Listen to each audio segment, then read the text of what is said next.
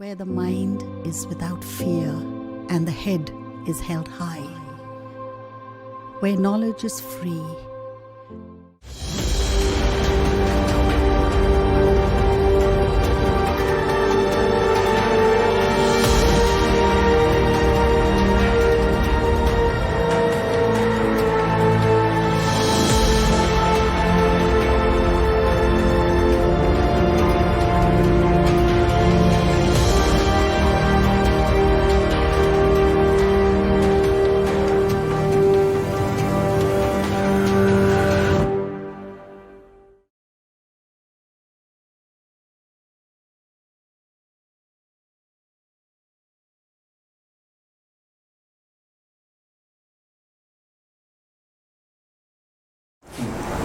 ছাত্ররা আশা করি তোমরা ভালো আছো সবাই। আমাদের মালদা জেলা প্রশাসন এবং ডিআই অফিসের উদ্যোগে অনলাইন ক্লাসের ব্যবস্থা করা হয়েছে, তো সেটা কয়েকদিন ধরেই চলছে। তো আজকে সেটা হবে সেটা হচ্ছে ক্লাস 10-এর বিষয় হচ্ছে স্নায়ুতন্ত্র। আমি অর্জুন কুমার দাস, মহিষমাটি ধীরেন্দ্রনাথ সাহা বিদ্যাভবনের লাইফ সায়েন্সের টিচার। আজকে আমরা পড়ব স্নায়ুতন্ত্র ক্লাস 10-এর। তো আমরা জানি যে জীব, উদ্ভিদ প্রাণী উভয়ই বাইরের থেকে যখন কোনো পরিবর্তন যখন হয় তখন সেটা আমরা বুঝতে পারি। কিভাবে বুঝতে পারি? সাহায্য কে করছে বুঝতে, আমাদের শরীরে কোন অর্গান বুঝতে সাহায্য করছে, সেই জিনিসগুলো দেখব। প্রথমে বলি যে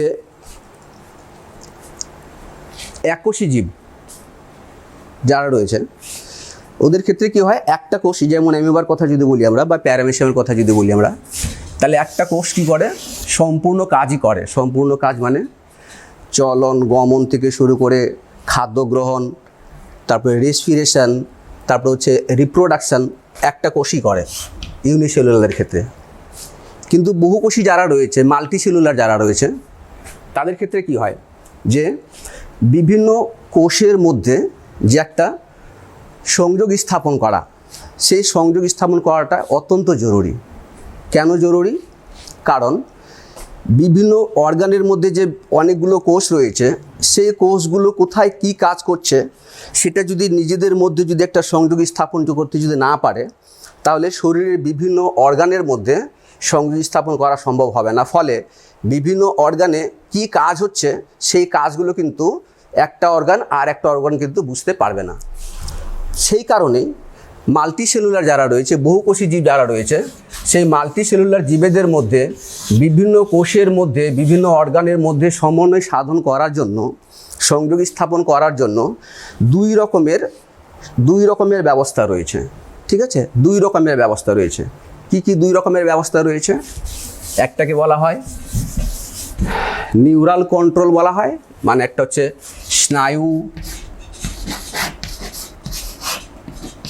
স্নায়ুর ব্যবস্থা, আরেকটা যেটা রয়েছে রাসায়নিক ব্যবস্থা। ঠিক আছে, রাসায়নিক ব্যবস্থা।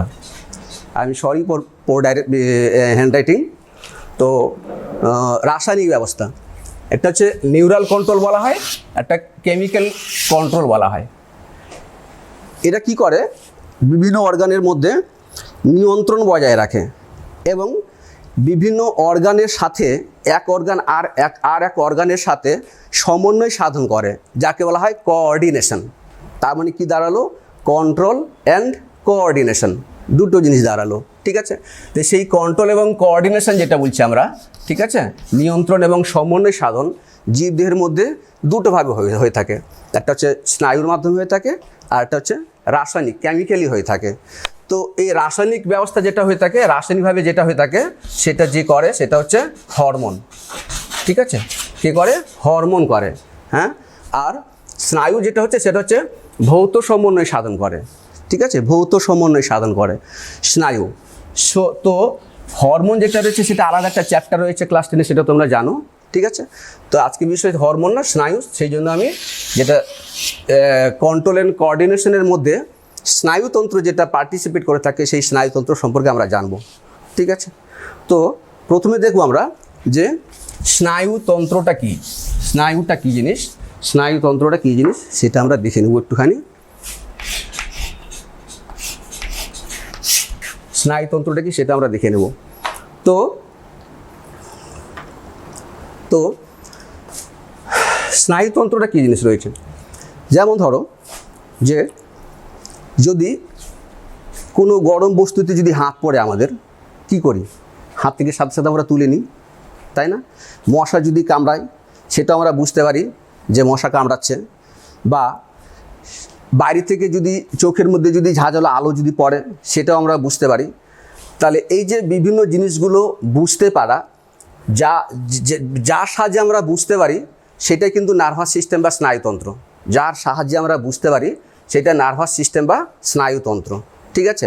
এবারে যে জিনিসগুলো, যে উপাদানগুলো বা যে জিনিসগুলো আমাদেরকে এই যে পরিবর্তনটা যেটা আমরা বুঝতে পারছি, ঠিক আছে, বাইরের পরিবেশে যে কোনো রকমের যে পরিবর্তন, সেই পরিবর্তন যে হচ্ছে যেটা আমরা বুঝতে পারছি এবং বোঝার পর কী করি আমরা, সেটাই সাড়া দিই আমরা। সাড়া দেওয়া মানে কি, কোনো গরম বস্তুতে হাত পড়লো, এই যে হাতটা তুলে নিলাম আমরা, এই যে এটা বলা হয় সাড়া দেওয়া। অর্থাৎ কোনো উদ্দীপকের প্রভাবে জীবদেহের মধ্যে যে প্রতিক্রিয়া সৃষ্টি হয় বলতে পারি, তাকে বলা হয় সাড়া দেওয়া, ঠিক আছে? আর এই সাড়া দেওয়ার যে ক্ষমতাটাকে তাকে বলা হয় সংবেদনশীলতা, ঠিক আছে? তাহলে যার প্রভাবে আমি সাড়া দিচ্ছি, মানে যে কারণে সাড়া দিচ্ছি আমি, সেই কারণটাকে কিন্তু উদ্দীপক বলা হয়, ঠিক আছে? যেমন গরম বস্তুতে হাত পড়লে হাত থেকে তুলে ফেলছি আমি, তাহলে সেই গরম জিনিসটা সেটা কিন্তু এখানে উদ্দীপক হলো, তো যেটাকে স্টিমুলাস বলা হয়। তো এই উদ্দীপক কিন্তু বিভিন্ন রকমের হতে পারে, মানে রাসায়নিক উদ্দীপক হতে পারে, ইলেকট্রিক্যাল উদ্দীপক হতে পারে, মেকানিক্যাল উদ্দীপক হতে পারে, বিভিন্ন রকমের উদ্দীপক কিন্তু হতে পারে। তাহলে উদ্দীপক জিনিসটা কি হলো, যে কারণে আমার বা জীবদেহের মধ্যে যে প্রতিক্রিয়াটা সৃষ্টি হচ্ছে সেই কারণটাকে কিন্তু এখানে উদ্দীপক বলছি আমরা। অর্থাৎ পরিবেশের মধ্যে এমন কোনো পরিবর্তন, যে পরিবর্তনের ফলে আমাদের কি করছি, সেই পরিবর্তনের সাথে আমরা নিজেকে মানিয়ে নিতে পারছি তৎক্ষণাৎ, ঠিক আছে? তো সেই পরিবর্তনটাই বলবো আমি কি, উদ্দীপক, ঠিক আছে? এবং আমরা যে মানিয়ে নিতে পারছি প্রতিক্রিয়ার মাধ্যমে সেটা হচ্ছে সাড়া দেওয়া, ঠিক আছে? আর সাড়া দেওয়ার ক্ষমতাটাকে বলা হয় উদ্দীপনা, ঠিক আছে? তো এই যেটার মাধ্যমে আমরা বুঝতে পারছি, যেটাকে স্নায়ুতন্ত্র বলছি আমরা, সেই স্নায়ুতন্ত্রের গঠনগত উপাদানগুলো কি কি রয়েছে সেটা আগে আমরা দেখে নেব, ঠিক আছে? তাহলে নার্ভাস সিস্টেম যেটা রয়েছে, সেই নার্ভাস সিস্টেমের উপাদানগুলো কী কী, অর্থাৎ নার্ভাস সিস্টেম কী কী জিনিস দিয়ে তৈরি।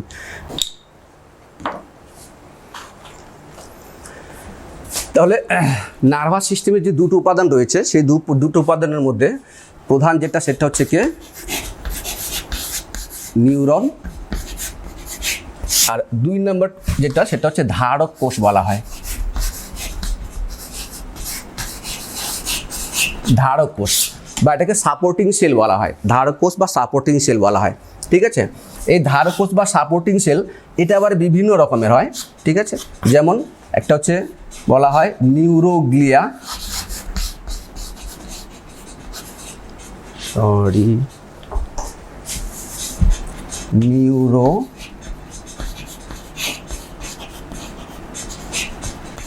নিউরোগ্লিয়া। 2 নম্বর হচ্ছে সোয়ান কোষ,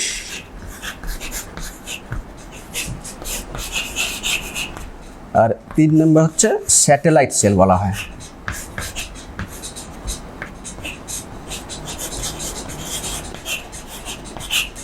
স্যাটেলাইট সেল বা স্যাটেলাইট কোষ, ঠিক আছে?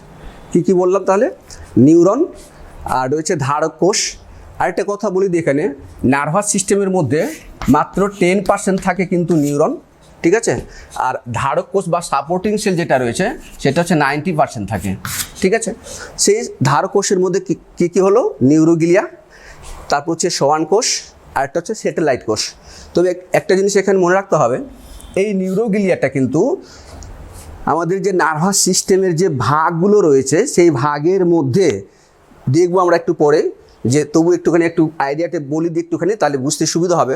নার্ভাস সিস্টেমের দুটো পার্ট রয়েছে মেনলি, ঠিক আছে? মানে যেটা রয়েছে নার্ভাস সিস্টেমের, এটা হচ্ছে সেন্ট্রাল নার্ভাস সিস্টেম, সিএনএস বলা হয়, আর এটা হচ্ছে পিএনএস, মানে peripheral nervous system. Central nervous system কোনটা জাস্ট একটু বলে দিই, তারপরে ওখানে আবার ফিরছে, হ্যাঁ, তাহলে ওটা বুঝতে সুবিধা হবে। এটা যদি আমাদের মস্তিষ্ক হয়ে থাকে, এটা যদি সুষুম্না কাণ্ড যদি হয়ে থাকে, ঠিক আছে, তো মস্তিষ্ক এবং সুষুম্না কাণ্ডের মধ্যে স্নায়ুতন্ত্রের যে পার্ট রয়েছে সেটাকে বলা হচ্ছে সেন্ট্রাল নার্ভাস সিস্টেম, ঠিক আছে, কেন্দ্রীয় স্নায়ুতন্ত্র। আর আমাদের এবার এই মস্তিষ্ক এবং সুষুম্না কাণ্ড থেকে যে স্নায়ুগুলো বেরিয়েছে, যেমন আমাকে মনে করো, ধরো বা প্রত্যেকে নিজেরা ধরো যে আমাদের ব্রেন যেটা রয়েছে, ব্রেন মাথার খুলির মধ্যে ব্রেন রয়েছে, আর যেটা আমাদের স্পাইনাল কর্ড মানে যেটাকে সুষুম্না কাণ্ড বলছি আমরা, সেটা কোথায় রয়েছে, আমাদের ব্যাকবোনের ভিতরে ঢুকে রয়েছে, মানে মেরুদণ্ডের ভিতরে রয়েছে। তাহলে এই দুটো অংশ, এই যে মস্তিষ্ক আর যে সুষুম্না কাণ্ড যেটা বলছি আমি, মস্তিষ্ক আর সুষুম্না কাণ্ড, এটা হচ্ছে আমাদের সেন্ট্রাল নার্ভাস সিস্টেম, কেন্দ্রীয় স্নায়ুতন্ত্র, ঠিক আছে। আর এই সুষুম্না কাণ্ড আর ব্রেন থেকে যে স্নায়ুগুলো বেরিয়েছে তাকে বলা হচ্ছে প্রান্তীয় স্নায়ুতন্ত্র, মানে পেরিফেরাল, যেমন হাতে এসছে, পায়ে এসছে, ঠিক আছে, সারা শরীরে গেছে, ব্যাকবোন থেকে সারা শরীরে এসছে, হ্যাঁ, পায়ে গেছে, সেটা বলছি আমি কি, পেরিফেরাল, মানে প্রান্তীয় স্নায়ুতন্ত্র, ঠিক আছে, পেরিফেরাল নার্ভাস সিস্টেম। বোঝা গেল? এবার এই জায়গায় ফিরে আসছি। এই যে বললাম ধারক কোষ যেটা বলছি, 90% ধারক কোষ যেটা থাকে, সাপোর্টিং সেল, তার মধ্যে নিউরোগ্লিয়া যেটা রয়েছে, নিউরোগ্লিয়া সেন্ট্রাল নার্ভাস সিস্টেমের উপাদান। সেন্ট্রাল নার্ভাস সিস্টেমে কিন্তু নিউরোগ্লিয়া থাকে। অর্থাৎ আমি যদি সেন্ট্রাল নার্ভাস সিস্টেম মানে ব্রেন, সেন্ট্রাল নার্ভাস সিস্টেমের দুটো পার্ট বলছি আমি, কী বললাম, ব্রেন বললাম মানে মস্তিষ্ক বললাম, আর একটা হচ্ছে স্পাইনাল কর্ড বললাম, ঠিক আছে, স্পাইনাল কর্ড যেটাকে বলছি আমরা সুষুম্না কাণ্ড, ঠিক আছে, স্পাইনাল কর্ড বা সুষুম্না কাণ্ড। সেই স্পাইনাল কর্ড এবং সুষুম্না কাণ্ডের মধ্যে যে উপাদানটা রয়েছে সেটা হচ্ছে নিউরোগ্লিয়া আর পেরিফেরাল নার্ভাস সিস্টেম, মানে প্রান্তীয় স্নায়ুতন্ত্র। এগুলো কিন্তু পরীক্ষাতে আসে, হ্যাঁ, সিএনএস এর পুরো নাম কি, পিএনএস এর পুরো নাম কি, এগুলো কিন্তু পরীক্ষাতে আসে। তো প্রান্তীয় স্নায়ুতন্ত্রের ক্ষেত্রে নিউরন তো রয়েছে, প্লাস ধারক কোষ হিসাবে সেখানে কি রয়েছে, সেখানে রয়েছে সোয়ান কোষ আর স্যাটেলাইট কোষ রয়েছে। বোঝা গেল কথাটাকে? বেশ, তাহলে এবার আমরা দেখব এখানে নিউরনের গঠনটা আগে দেখে নিই। নিউরন দেখতে কেমন হয়, কি কি অংশ নিয়ে গঠিত, নিউরন কত রকমের হয়, কাজ অনুসারে নিউরনের ভাগ রয়েছে, গঠন অনুসারে নিউরনের ভাগ রয়েছে, সেই জিনিসগুলো দেখব আমরা। আর তারপরে দেখব আমরা ধারক কোষের মধ্যে যেগুলো রয়েছে, সেই ধারক কোষের মধ্যে যে নিউরোগ্লিয়া, সেই নিউরোগ্লিয়াতে কি কি রকমের কোষ রয়েছে সেটাও আমরা একটুখানি দেখে নেব, ঠিক আছে। তাহলে শুরু করি প্রথমে কি, নিউরন। নিউরনটাকে আবার কি বলা হয়, স্নায়ু কোষ বলা হয়, ঠিক আছে। কি বললাম, স্নায়ু কোষ বলা হয়, বা এটাকে বলা হয় নার্ভ সেল। নার্ভ সেল, এখানে একটা জিনিস মনে রাখতে হবে, নার্ভ এবং নার্ভ সেল দুটো একই জিনিস নয়, ঠিক আছে। স্নায়ু কোষ এবং স্নায়ু দুটো আলাদা জিনিস। স্নায়ু কোষ হচ্ছে নিউরন, যদিও নিউরন নিয়েই কিন্তু স্নায়ু তৈরি, মানে স্নায়ু কোষ দিয়েই স্নায়ু তৈরি, ঠিক আছে। তো আগে আমরা স্নায়ু কোষ সম্পর্কে একটুখানি দেখে নিই, ঠিক আছে। স্নায়ু কোষের ছবি যেটা, সেটাও পরীক্ষাতে অনেক সময় আসে, মাধ্যমিকে আসে, লেভেলিং করতে আসে, হ্যাঁ। স্নায়ু কোষের ছবি তোমরা সবাই দেখেছো, হ্যাঁ, নিচু ক্লাসেও ছিল, সম্ভবত ক্লাস 8-এও, এটা আবার ক্লাস 9-এও সম্ভবত ছিল। তো আমরা দেখবো এবার স্নায়ুতন্ত্রের যে মেইন যে উপাদান যেটা, সেটা হচ্ছে নিউরন। সেই নিউরনের সম্পর্কে আমরা জানবো। নিউরনটা কি? নিউরনটা হচ্ছে স্নায়ুতন্ত্রের গঠনগত এবং কার্যগত একক। কি বললাম, structural and functional unit of nervous system, যেটাকে বলা হয় নিউরন, ঠিক আছে। তো নিউরন দেখতে কেমন হয় সেটা একটুখানি দেখে নিই। তো বইয়ের মধ্যে আমরা দেখেছি, হ্যাঁ, যে নিউরন যে ছবিটা, সেটা আমরা সবাই পরিচিত নিউরন এর ছবি দেখে। তো ওভারঅল এইরকম নিউরন দেখতে হয়, ঠিক আছে, এরকম নিউরন দেখতে হয়,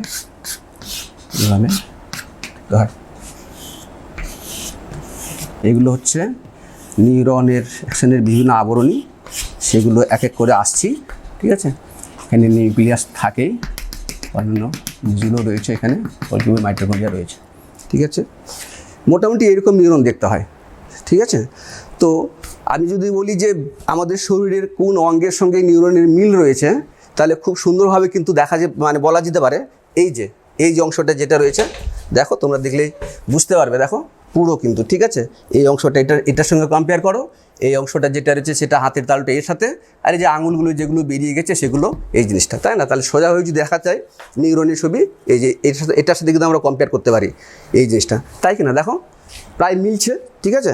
জাস্ট ধারণা নেওয়ার জন্য বললাম জিনিসটাকে। তো এর বিভিন্ন অংশের নামগুলো কী কী রয়েছে, তো বিভিন্ন অংশগুলি যদি দেখি আমরা, তাহলে নিউরনের বিভিন্ন অংশকে দুটো ভাগে ভাগ করতে পারি আমরা, ঠিক আছে। নিউরনের অংশগুলোকে আমরা দুটো ভাগে ভাগ করতে পারি। কি কি? একটাকে বলা হয় এই যে অংশটা যেটা, তাকে বলা হয় কোষ দেহ বা সেল বডি বলা হয়, ঠিক আছে। এটাকে বলা হয় কোষ দেহ বা ইংলিশে বলা হয় এটাকে সেল বডি, কোষ দেহ সেল বডি। আর 2 নম্বর যে অংশটা রয়েছে তাকে বলা হয় প্রবর্ধক বা বলা হয় এটাকে প্রসেসর বলা হয়। প্রবর্ধক কোনটা? এই যে সেল বডি যেটা রয়েছে কোষ দেহ, সেখান থেকে যে বেরিয়েছে প্রসেসরগুলো, এই যে এখান থেকে দেখতে পাচ্ছি এটা একটা বেরিয়েছে, আর এই যে বেরিয়েছে এটা, ঠিক আছে, এটাকে বলা হয় প্রবর্ধক। এই প্রবর্ধকগুলো দেখতে পাচ্ছি একটা লম্বা বড় রয়েছে এবং শাখাবিহীন, সাধারণত শাখাবিহীন, ঠিক আছে। এটাও কখনো কখনো কিন্তু শাখাযুক্ত হয়। আর এই যে যেটাকে বলছি আমি, এই ছোট ছোট যে শাখাগুলো রয়েছে তাকে বলছি আমরা ডেনড্রন। তাহলে দুটো পার্টের মধ্যে বড় যে প্রবর্ধকটা যেটা হলো সেটা হচ্ছে কি অ্যাকশন, ঠিক আছে। অ্যাকশন, সরি লেখাটা বোঝা যাচ্ছে না ঠিক,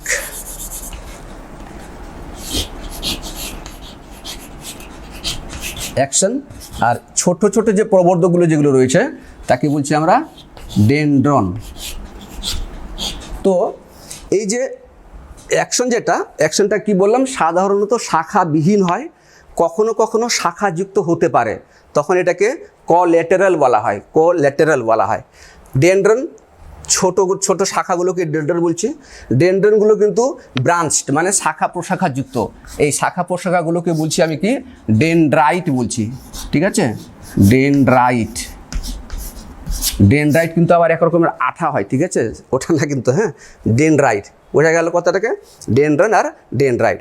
এবার একটা কথা বলে রাখি, আমরা সাধারণত বইয়ের মধ্যে দেখেছি বা পড়েছি যে নিউরনের মধ্যে যেটা অ্যাকশন সাধারণত বড় হয়, ডেনড্রনগুলো ছোট হয়, ঠিক আছে।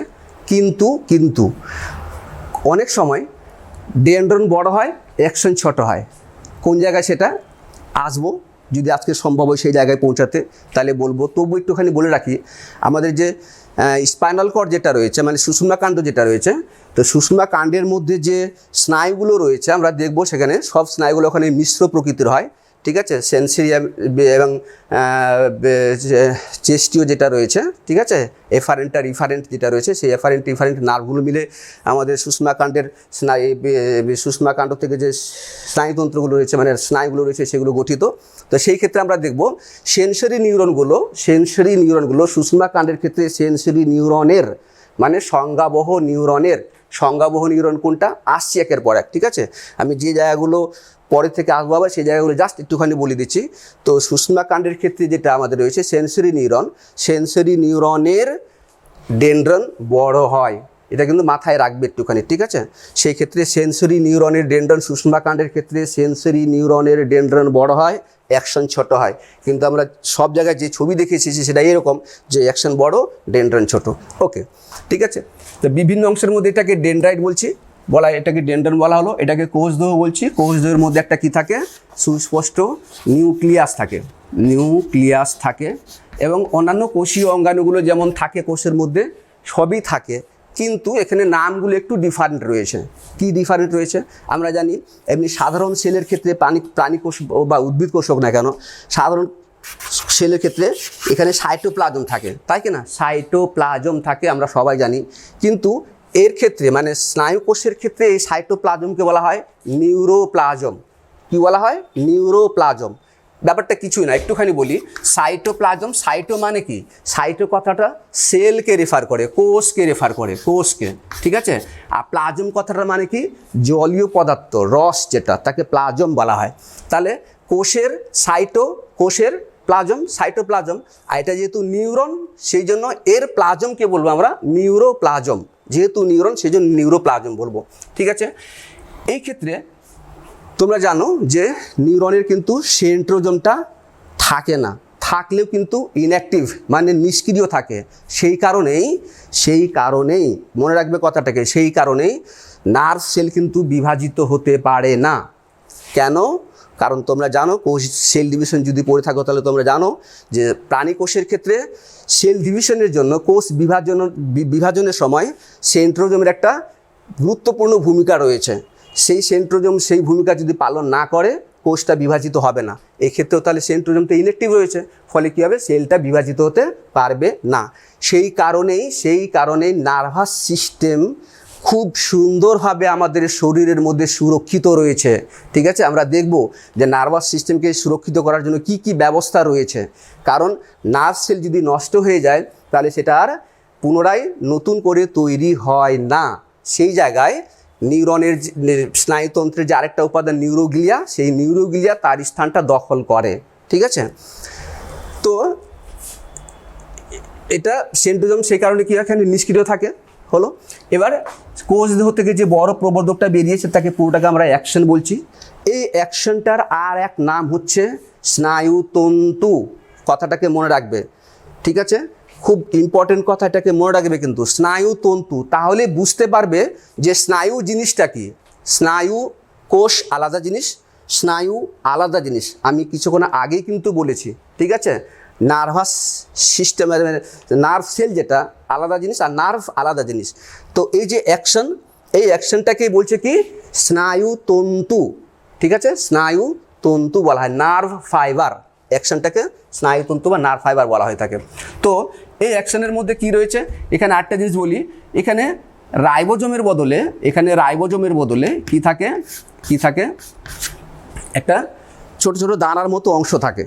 ঠিক আছে, তাকে বলা হয় নিজল দানা। কি বলা হয় তাকে? নিজল দানা বলা হয়, বা নিজল গ্রেনিউলস বলা হয় এটাকে। ঠিক আছে, কার বদলে বললাম? রাইবোজোমের বদলে। এই নিজেল দানা কিন্তু রাইবোনিউক্লিয় প্রোটিন দিয়ে তৈরি নিজেল দানা। এই কার পরিবর্তে রয়েছে? রাইবোজোমের পরিবর্তে। তোমরা জানো রাইবোজোমকে কি বলা হয়? প্রোটিন ফ্যাক্টরি বলা হয়, তাই না? তাহলে রাইবোজোম এখানে নেই, রাইবোজোমের বদলে নিজেল দানা রয়েছে। তাহলে নিজেল দানার কাজ কী হবে? নিশ্চয়ই প্রোটিন তৈরি করা হবে। হ্যাঁ, প্রোটিন তৈরি করে, কিন্তু নিজেল দানা এই প্রোটিন তৈরি করার মাধ্যমে এক রকমের এনজাইমও তৈরি করে। সেই এনজাইম দিয়েই কি হয়, নিউরোট্রান্সমিটার বলে একটা উপাদান রয়েছে যেটা আমরা পড়ব। সেই নিউরোট্রান্সমিটার বিভিন্ন রকমের হয়, তার মধ্যে একটা হচ্ছে অ্যাসিটাইল কোলিন। সেই অ্যাসিটাইল কোলিন তৈরিতে কিন্তু নিজেল দানার থেকে তৈরি প্রোটিনের যে উৎসেচকটা এনজাইমটা সেটা কিন্তু সাহায্য করে থাকে। অ্যাসিটাইল কোলিন নিউরোট্রান্সমিটার, আমরা আসছি পরে সেই সম্পর্কে। ঠিক আছে, নিজেল দানা, এই নিজেল দানার অবস্থান শুধুমাত্র মনে রাখবে, শুধুমাত্র কোষ দেহের মধ্যে এবং ডেনড্রনের মধ্যেই থাকে। ঠিক আছে, কোষ দেহ আর ডেনড্রনের মধ্যেই থাকে, অ্যাকশনের মধ্যে কিন্তু নিজেল দানা থাকে না। তাহলে অ্যাকশনের মধ্যে কি, এখানে যেমন বললাম যে নিউরোপ্লাজম রয়েছে, তাহলে অ্যাকশনের মধ্যে কি নিউরোপ্লাজম নেই? হ্যাঁ রয়েছে, কিন্তু অন্য নামে রয়েছে। কি অন্য নামে রয়েছে? তাকে বলা হয় এক্সোপ্লাজম। কি বলা হয়? এক্সোপ্লাজম বলা হয়। ঠিক আছে, এটা বলা হয় এক্সোপ্লাজম। নামগুলো কিন্তু কোনো কঠিন না। তুমি দেখো এখানে যেটা রয়েছে, তোমরা দেখো এখানে কি রয়েছে, এটাকে বলছি আমরা নিউরোপ্লাজম। এর নাম কি? অ্যাকশন। সেই জন্য এর মধ্যে যে লিকুইডটা রয়েছে তাকে বলছি আমরা এক্সোপ্লাজম। কোনো কঠিন নেই, নামের সঙ্গে পুরো রিলেটেড রয়েছে এক্সোপ্লাজম। এর মধ্যে পুরো তন্তু রয়েছে, ঠিক আছে, যেটাকে আমরা ফাইব্রিল বলি, আমরা তন্তু রয়েছে, সেই তন্তুগুলো কোষ দেহতে রয়েছে আর এই এক্সোপ্লাজমের মধ্যেও রয়েছে, মানে অ্যাকশনের মধ্যেই রয়েছে। যেহেতু এটা এই ফাইবারগুলো নিউরনের, সেই জন্য এই ফাইবারগুলোকে বলা হয় নিউরোফাইব্রিল, তাই না? সাধারণ নামের সঙ্গে মিল রয়েছে, নিউরোফাইব্রিল বলা হয় এটাকে। বেশ, এবার এই যে কোষ দেহ থেকে যে অ্যাকশনটা, যেটাকে বলছি যে বড় প্রবর্ধক, এটা কিছুক্ষণ আগেই বললাম যে সব ক্ষেত্রে এটা বড় প্রবর্ধক নাও হতে পারে। এই অ্যাকশনটা যেখান থেকে কোষ দেহ যে জায়গা থেকে বেরায় সেই জায়গাটাকে বলা হয় অ্যাকশন হিলক বলা হয়। ঠিক আছে, অ্যাকশন হিলক বলা হয়। লেখাগুলো ছোট ছোট হয়ে যাচ্ছে, বুঝতে অসুবিধা হচ্ছে মনে হয়, তবু আমি বলে দিচ্ছি এটাকে অ্যাকশন হিলক বলা হয় এটাকে, ঠিক আছে। এই অ্যাকশন হিলকের আরেকটা নাম রয়েছে, এটাকে বলা হয় ট্রিগার জোন বলা হয় এটাকে, আবার ট্রিগার জোন, অ্যাকশন হিলকে আবার ট্রিগার জোনও বলা হয়ে থাকে। যাই হোক, তো এই যে অ্যাকশনের সব থেকে যে বাইরে যে আবরণীটা তাকে অ্যাক্সোলেমা বলবো, মানে বোঝা যাচ্ছে আমি বলতে চাইছি। এবার যদি শুধুমাত্র অ্যাকশনকে যদি ড্রয়িং করি আমি, এটা অ্যাকশন মনে করো, ঠিক আছে। অ্যাকশন এর ভিতরে কি রয়েছে বললাম, এক্সোপ্লাজম রয়েছে, এক্সোপ্লাজম। এর মধ্যে কিন্তু নিজেল দানা থাকে না, মনে রাখতে হবে, নিজেল দানা শুধুমাত্র এই জায়গার মধ্যে সীমাবদ্ধ রয়েছে। তো এখানে কে রয়েছে, এক্সোপ্লাজম রয়েছে। এক্সোপ্লাজমকে ঘিরে যে অংশটা রয়েছে তাকে বলবো আমরা কি, এক্সোলেমা। লেমা কথাটা রেফার করে কোনো আবরণীকে, ঠিক আছে, লেমা কথাটা কোনো আবরণীকে বোঝায়। তাহলে যেহেতু এটা অ্যাকশনের আবরণী সেই জন্য এক্সোলেমা। মানে ব্যাপারটা কেমন, রিফিল আছে, রিফিলের মধ্যে কি রয়েছে, কালি রয়েছে, তাই না, ডট পেনে কালি রয়েছে। সেই কালিটা কি করেছে, সেই কালিটাকে রিফিলটা ঘিরে রেখেছে চারদিক দিয়ে, সেই রিফিলটাই হচ্ছে অ্যাকচুয়ালি কি, এক্সোলেমা, ব্যাস। আর তার ভিতরে যে কালিটা রয়েছে সেই কালিটা কি, সেই কালিটা অবশ্যই এক্সোপ্লাজম। বোঝা গেল ব্যাপারটা। তাহলে সব থেকে বাইরের আবরণী এক্সোলেমা। এক্সোলেমার উপরে আরেকটা আবরণী থাকে, ঠিক আছে, এক্সোলেমার উপরে একটা আবরণী থাকে এভাবে, সেটা হচ্ছে চর্বি মতো লিপিড দিয়ে তৈরি।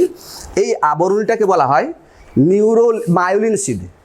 কী বলা এটাকে, মায়োলিন সিদ বলা হয়, মায়োলিন সিদ। সিদ মানে ওখানে আবরণী, মায়োলিন সিদ বলা হয়। কি বললাম, মায়োলিন সিদ বলা হয়। এখানে একটা কথা বলে রাখি, আমি কিছুক্ষণ আগে এখানে বলেছিলাম না, নিউরোগ্লিয়া, সোয়ান সেল আর স্যাটেলাইট কোষ।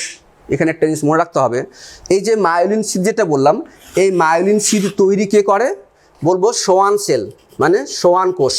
কার ক্ষেত্রে, তোমরা যদি আগের দিকে যদি দেখো একটুখানি তাহলে বুঝতে পারবে যে ওখানে বলেছিলাম আমি যে সেন্ট্রাল নার্ভাস সিস্টেমের যে বিভিন্ন উপাদানগুলো রয়েছে তার মধ্যে নিউরোগ্লিয়া বলেছিলাম, সোয়ান কোষ বলেছিলাম আর স্যাটেলাইট সেল বলেছিলাম।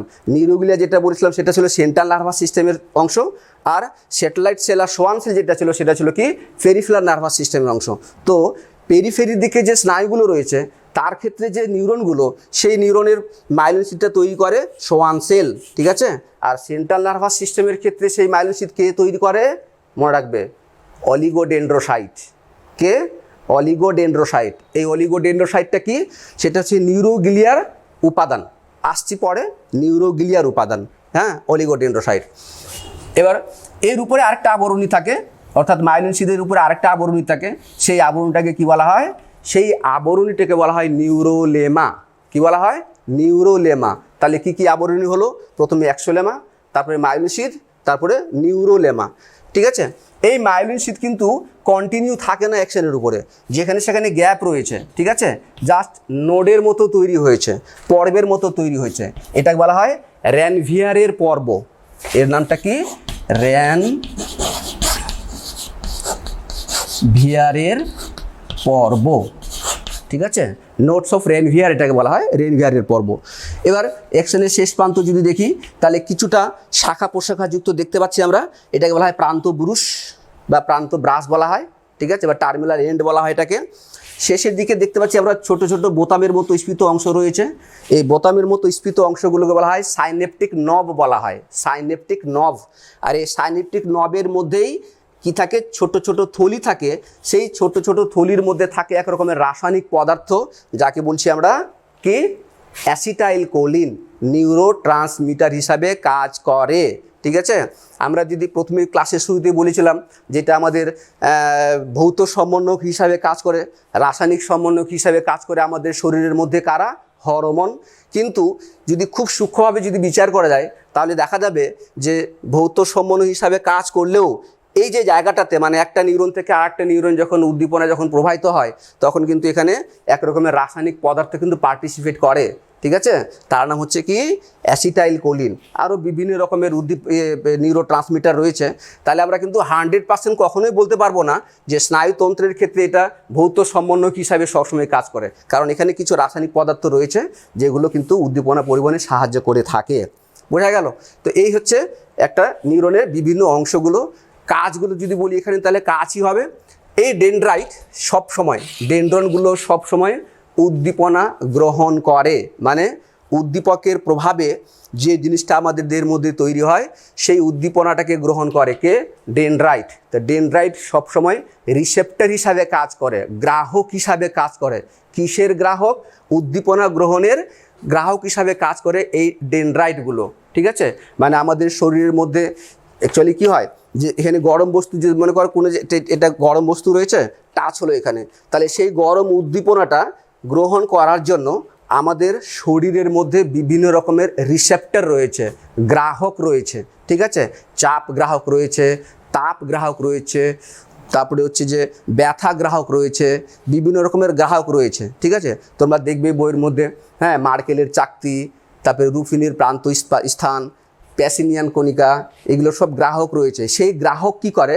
বাইরের থেকে উদ্দীপনাটাকে প্রথমে গ্রহণ করে। সেই গ্রাহক থেকে উদ্দীপনাটা নিউরনের কোন অংশ নেয়? ডেনড্রাইট, ডেনড্রন, ঠিক আছে? ডেনড্রন নিয়ে সেই উদ্দীপনা কি করলো? কাকে দিল? কোষ দেহকে।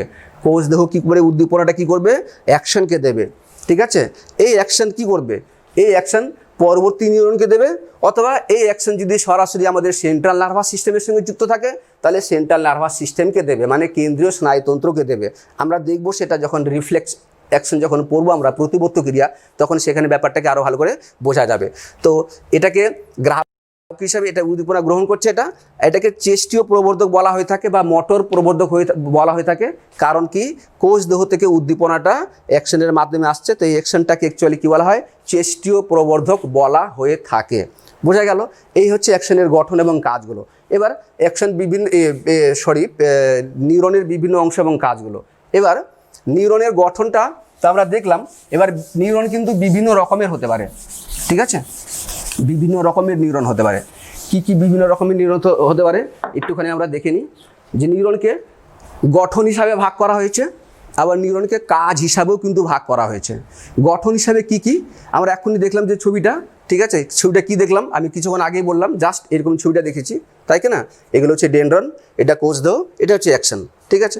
তো নিউরনের গঠন কি এছাড়া আর অন্য কিছু হতে পারে? যে নিউরনের গঠন অনুসারে বিভিন্ন ভাগ করা হয়েছে? বলছে হ্যাঁ, হতে পারে। কি হতে পারে? এমন হতে পারে যে কোনো নিউরন শুধুমাত্র কোষ দিয়ে তৈরি, মানে কোষ দেহ দিয়ে তৈরি, কোনো রকমের প্রবর্ধক নেই, ঠিক আছে? তাহলে এটাকে কি বলবো? আমি এ পলার বলবো, মানে মেরুহীন, না ডেনড্রন আছে না অ্যাকশন রয়েছে, ঠিক আছে? মেরুহীন। এইরকম নিউরন কোথায় পাবো আমি? আমাদের দেহে কিন্তু পাওয়া যায় এরকম।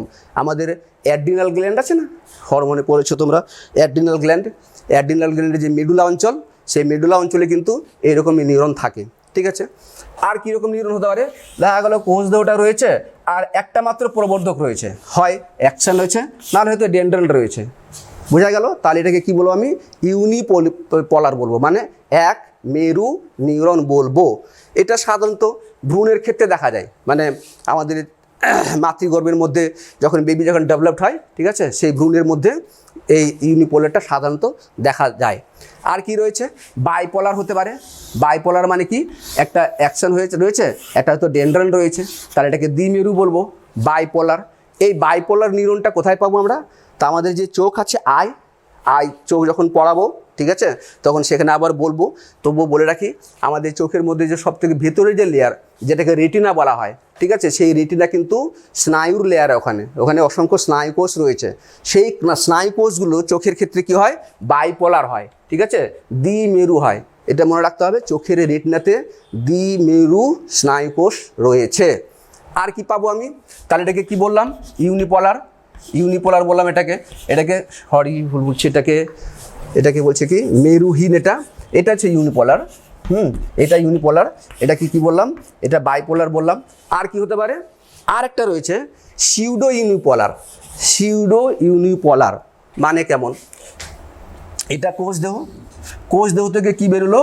দেখতে পাচ্ছি যে একটা প্রবর্ধক বেরিয়ে গিয়ে এই প্রবর্ধকটা অ্যাকশন আর ডেনড্রনে কনভার্ট হয়েছে। তাহলে কি বলবো এটাকে বলবো সিউডো ইউনিপোলার। সিউডো কথাটার মানে কি? সিউডো তোমরা অনেক জায়গায় শুনে থাকবে।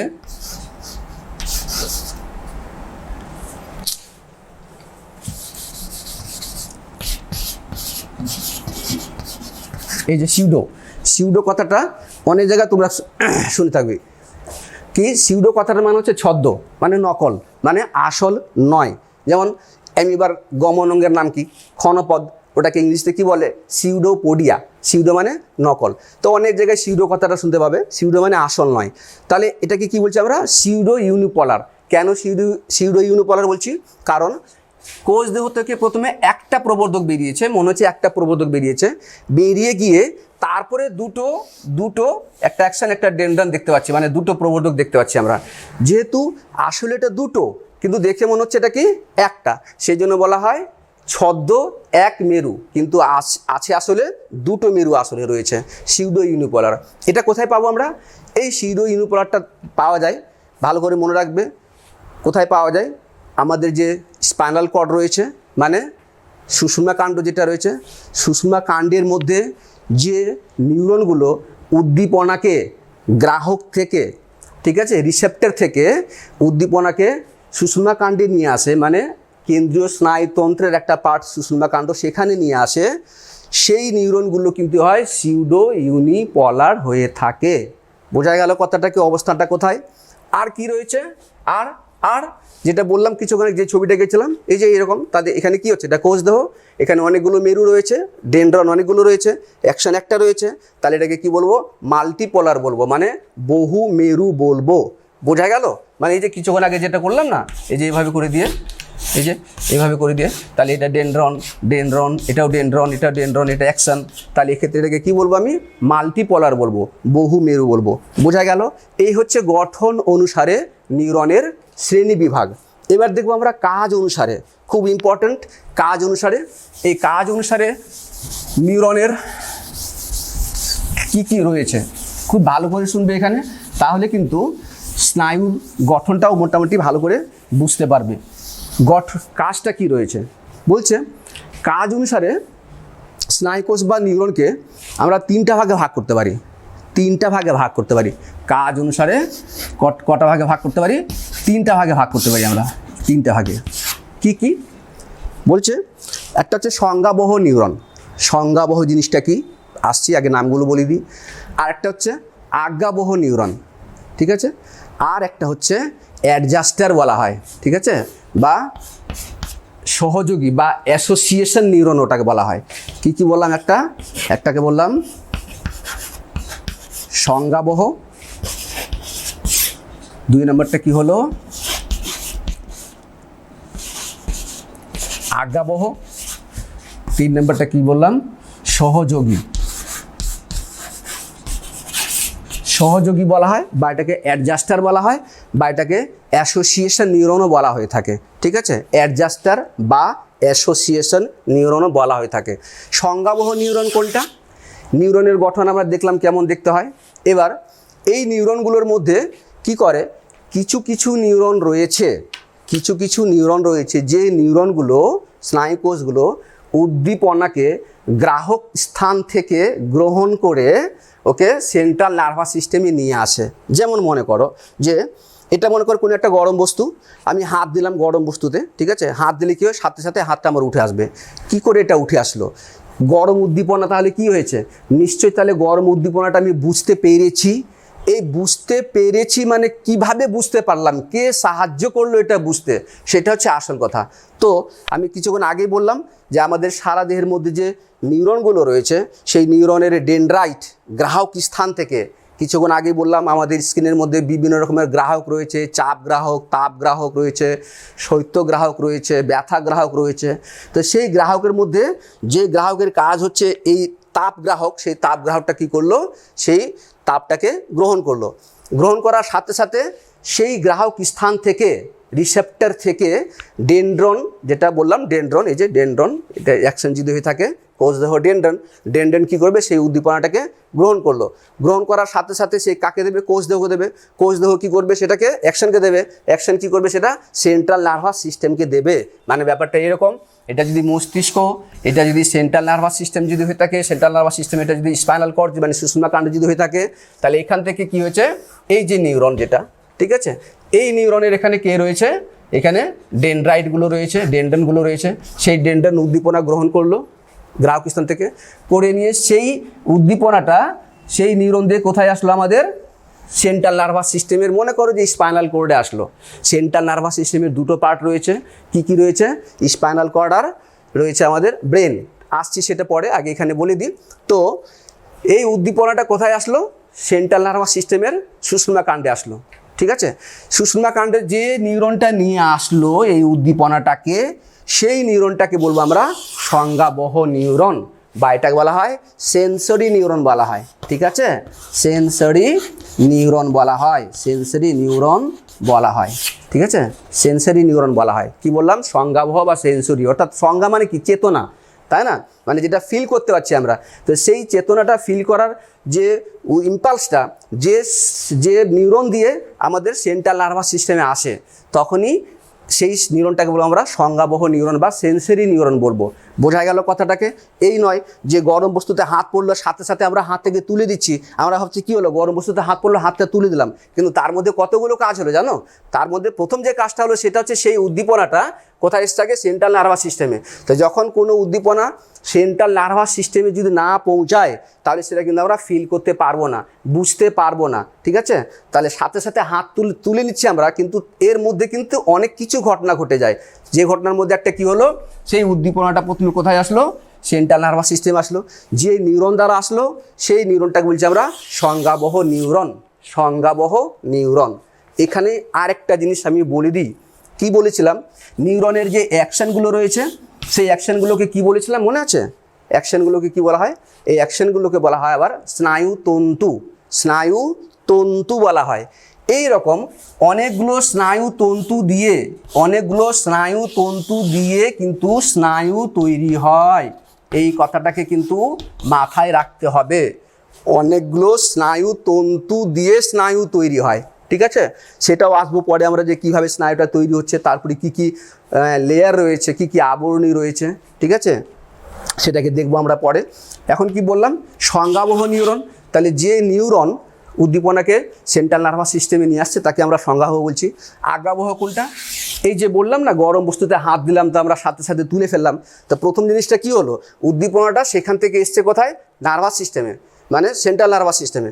সুষুম্নাকাণ্ড হতে পারে, কোনো কোনো ব্রেনেও যায় আগে, ঠিক আছে। সেটা আসবো পরে আমরা, যখন আমরা প্রতিবর্ত ক্রিয়া, প্রতিবর্ত পথ আর্ক যেটা পড়বো, রিফ্লেক্স অ্যাকশন, তখন সেটাকে আমরা দেখবো আরও ভালো করে। এখানে একটুখানি বলে রাখি। এবার এই উদ্দীপনাটা যখন সেন্ট্রাল নার্ভাস সিস্টেমে আসলো, সেন্ট্রাল নার্ভাস সিস্টেমে আসার পর কী হয়? এই উদ্দীপনাটা আবার ফিরে যায়। কোথায় ফিরে যাবে? কারকে, ইফেক্টর বলা হয়। ইফেক্টর বা কী বলা হয় ওটাকে? কারক বলা হয়, কারক বা ইফেক্টর বলা হয়। এই কারক বা ইফেক্টর কি বলছে? এই কারক বা ইফেক্টর হিসাবে হতে পারে পেশি মানে মাসল, আর হতে পারে কোনো গ্রন্থি গ্ল্যান্ড, কোনো গ্রন্থি হতে পারে ইফেক্টর বা কারক হিসাবে। তো যে স্নায়ুটা উদ্দীপনাটাকে বা যে নিউরনটা উদ্দীপনাটাকে নিয়ে আসলো কোথা থেকে? এই জায়গা থেকে, সেন্ট্রাল নার্ভাস সিস্টেমে, মানে স্পাইনাল কর্ডে নিয়ে আসলো, যাকে বলছি আমরা সেন্সরি নিউরন বা সংজ্ঞাবহ। এবার এখানে আসার পর সেটা কিসের উদ্দীপনা, সেটা বিচার বিশ্লেষণ হয়।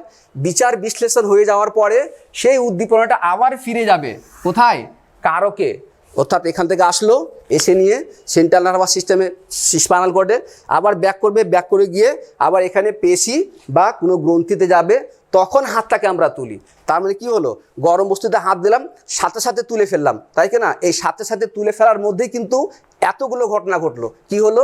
উদ্দীপনাটা গেল নার্ভাস সিস্টেমের কেন্দ্রীয় স্নায়ুতন্ত্রে, ওখান থেকে বিচার বিশ্লেষণ হয়ে যাওয়ার পর তারপরে আবার সেটা ফিরে আসলো, তখন হাতটাকে তুলছি আমরা। অর্থাৎ এই যে দিলাম আর হাত তুললাম, এর মধ্যে কিন্তু যাওয়া আসার ঘটনাটা কিন্তু ঘটে গেল। তো যে নিয়ে গেল উদ্দীপনাটা, যে নিউরনটা উদ্দীপনাটা গ্রাহক থেকে সেন্ট্রাল নার্ভাস সিস্টেমে নিয়ে গেল, সেই নিউরনটাকে বলছি আমরা সংজ্ঞাবহ, মানে সংজ্ঞাকে বহন করছে যে, চেতনাটাকে বহন করছে যে, মানে বহন করা, এখানে সেন্সরি নিউরন। আজ্ঞাবহ কোনটা? এখানে বিচার বিশ্লেষণ হয়ে যাওয়ার পরে উদ্দীপনা যখন আবার কারকে ফিরে যাচ্ছে, কারক মানে কি বলেছিলাম, কি হতে পারে? পেশি বা গ্রন্থি। সেখানে যখন ফিরে যাচ্ছে, তো যে রাস্তা দিয়ে যাচ্ছে, যে নিউরনটা নিয়ে গেল, সেই নিউরনটাকে বলবো আমরা আজ্ঞাবহ। আজ্ঞা মানে আদেশকে বহন করে নিয়ে যাচ্ছে। আদেশটা কোথায় হয়েছিল? এই জায়গাতে তৈরি হয়েছিল, ঠিক আছে। সে বহন করে নিয়ে যাচ্ছে, সেই জন্য তাকে বলা হয় আজ্ঞাবহ। নেক্সট কি রয়েছে? সহযোগী গ্রন্থি কোনটাতে? সহযোগী নিউরন কোনটা? তাহলে সহযোগী নিউরন কোনটা? তাহলে এটা বোঝা গেল সংজ্ঞাবহ কোনটা, আজ্ঞাবহ কোনটা বোঝা গেল? বোঝা গেছে নিশ্চয়, আশা করি। এবার দেখবো কি আমরা সহযোগী। সহযোগী কোনটা বা অ্যাডজাস্টার কোনটা আমরা দেখবো সেটাকে পরে, কিন্তু একটুখানি বলে রাখি, যদি সুষুম্না কাণ্ডকে যদি আমরা দেখি, একটা ক্রস সেকশন করি, যদি আমরা ভিতরটা দেখি, তাহলে সেটা আমরা দেখতে পাবো। এই সম্পর্কে পরে বলবো আরও আমি, ঠিক আছে। এখানে ভিতর দিকে থাকে যেটা, সেটা হচ্ছে এই শেপ বা বাটারফ্লাই শেপ থাকে। এটাকে গ্রে ম্যাটার বলা হয়, এটাকে হোয়াইট ম্যাটার বলা হয়, মানে ধূসর বস্তু, আর এটা হচ্ছে শ্বেত বস্তু বলা হয়, ঠিক আছে। এই যে সেন্সরি নিউরন যেটা উদ্দীপনা যেটা নিয়ে আসলো এই জায়গাটাতে, ঠিক আছে, এই দিক থেকে যে নিয়ে গেল কারকে, তাকে বলছি আমরা আজ্ঞাবহ। উদ্দীপনা যে নিয়ে আসলো সেন্ট্রাল নার্ভাস সিস্টেমে, তাকে বলছি আমরা সংজ্ঞাবহ নিউরনটা।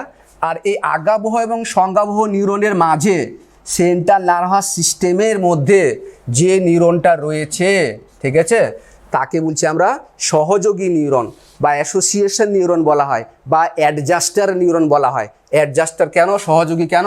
কারণ এখানে সংজ্ঞাবহ উদ্দীপনাটা, এখানে কি হয়, এই যেটা ইফারেন্ট যেটা বলছি আমরা, ইফারেন্ট নিউরন, অর্থাৎ যেটাকে আমরা আজ্ঞাবহ নিউরন বলছি আমরা, সেই আজ্ঞাবহ নিউরনকে, সেই উদ্দীপনাটাকে পরিবর্তন করে দিয়ে, মানে সংজ্ঞাবহ উদ্দীপনাটাকে পরিবর্তন করে দিয়ে আজ্ঞাবহতে কনভার্ট করে, এবং আজ্ঞাবহ নিউরন তখন সেটাকে কারকে নিয়ে যায়। তাহলে এটাই হচ্ছে কি সহযোগী নিউরন বা অ্যাডজাস্টার নিউরন।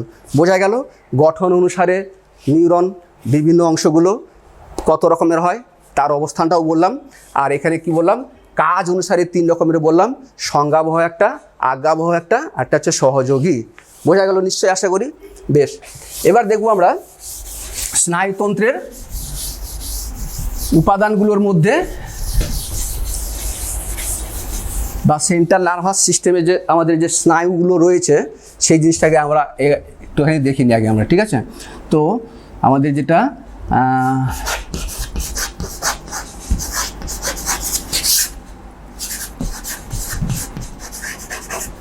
নার্ভাস সিস্টেমের মধ্যে যদি আমরা দেখি যে ভাগগুলো কি কি রয়েছে, তো দুটো ভাগ বলবো মেনলি। কি কি? একটা হচ্ছে সিএনএস, সেন্ট্রাল নার্ভাস সিস্টেম, আর একটা হচ্ছে পিএনএস, পেরিফেরাল নার্ভাস সিস্টেম, ঠিক আছে। এবার এই সেন্ট্রাল নার্ভাস সিস্টেমের মধ্যে কোন কোন অংশ পড়বে, এখানে যদি একটুখানি ছবিটা যদি ড্রয়িং করে দিই, তাহলে আর একটু ভালো করে বোঝা যাবে হয়তো, আশা করছি আমি, ঠিক আছে। এই যে এটা আমাদের ব্রেনের অংশ, এটা হচ্ছে আমাদের স্পাইনাল কর্ড মানে সুষুম্না কাণ্ডের অংশ, ঠিক আছে। তো এর মধ্যে পড়ছে কে? CNS, central nervous system. তাহলে এখানে দেখতে পাচ্ছি দুটো অংশ রয়েছে, একটা ব্রেনের পার্ট রয়েছে আর একটা সুষুম্না কাণ্ড যেটাকে স্পাইনাল কর্ড বলছি আমরা। তাহলে অবভিয়াসলি সেন্ট্রাল নার্ভাস সিস্টেমের দুটো পার্ট তাহলে হবে, কি কি হবে? একটা হবে ব্রেন, যেটা কিছুক্ষণ আগে হতো আমি বলেছিলাম, আর একটা হচ্ছে স্পাইনাল কর্ড মানে মস্তিষ্ক আর সুষুম্না কাণ্ড, ঠিক আছে। এবার পেরিফেরাল নার্ভাস সিস্টেম বা এটাকে বলা হয় প্রান্তীয় স্নায়ুতন্ত্র। প্রান্তীয় মানে কি? শেষের দিকে যাচ্ছে, মানে এখান থেকে বেরিয়ে এবার যেগুলো যাচ্ছে, এটা হাতে গেল, পায়ে গেল, ঠিক আছে, সারা শরীরে গেল, এই মাথা থেকে বেরিয়ে, ঠিক আছে, মুখে গেল, হ্যাঁ, কানে, মানে মুখমণ্ডলের মধ্যে যা রয়েছে, ঠিক আছে, এগুলো সব গেল এখানে। তাহলে এটা কোথায়? প্রান্তের দিকে সব আসছে, তাই না? আমাদের শরীরের প্রান্তের দিকে সেন্ট্রাল নার্ভাস সিস্টেম থেকে যে স্নায়ুগুলো প্রান্তের দিকে ছড়িয়ে পড়ছে তাকে বলছি আমরা পেরিফেরাল নার্ভাস সিস্টেম বা প্রান্তীয় স্নায়ুতন্ত্র। এই পেরিফেরাল নার্ভাস সিস্টেম অ্যাকচুয়ালি 2 রকমের হয়। কি কি 2 রকমের হয়? একটা হচ্ছে সোমাটিক বলা হয় বা দেহ প্রান্তীয় স্নায়ুতন্ত্র বলা হয়, সোমাটিক। আরেকটা হচ্ছে অটোমেটিক মানে স্বয়ংক্রিয় স্নায়ুতন্ত্র বলা হয়, ঠিক আছে। অটোমেটিক বা স্বয়ংক্রিয় স্নায়ুতন্ত্র বলা হয়, সোমাটিক আর অটোমেটিক। সোমাটিক কোনটা? একটুখানি শুনলে ভালো করে বুঝতে পারবে যে এটা তো ব্রেন আর সুষুম্না কাণ্ডতে চলে গেল কার মধ্যে? কার মধ্যে? সেন্ট্রাল নার্ভাস সিস্টেমের মধ্যে। এবার সেন্ট্রাল নার্ভাস সিস্টেম থেকে যেগুলো বেরিয়েছে সেটা হচ্ছে পেরিফেরাল নার্ভাস সিস্টেম। এই পেরিফেরাল নার্ভাস সিস্টেমের মধ্যে সোমাটিক মানে দেহজ কোনটা? এই যে সুষুম্না কাণ্ড থেকে যেগুলো বেরিয়েছে সবই সোমাটিকের মধ্যে পড়বে, সবই সোমাটিকের মধ্যে পড়বে। তাহলে সোমাটিকের মধ্যে যেগুলো পড়ছে সেটা 2 রকমের পড়ছে। কি কি? ব্রেন থেকে বেরোনো পেরিফেরাল নার্ভাস সিস্টেম, আর সুষুম্না কাণ্ড থেকে বেরোলো পেরিফেরাল নার্ভাস সিস্টেমের মধ্যে সোমাটিকটা। তাহলে সোমাটিকের মধ্যে আসবে ব্রেনের স্নায়ু, যেটাকে বলবো আমরা সেরিব্রাল নার্ভ বলতে পারি, বা বলতে পারি এটাকে যে আমরা মস্তিষ্ক স্নায়ু বলতে পারি, ঠিক আছে,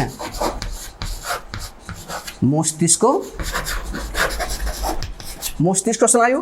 আর একটা কি হবে, একটা যেটা হবে সেটা হচ্ছে সুষুম্না স্নায়ু। এই যে সুষুম্না কাণ্ড থেকে যেগুলো বেরিয়েছে সেটাকে বলি আমরা সুষুম্না স্নায়ু বলবো, ঠিক আছে।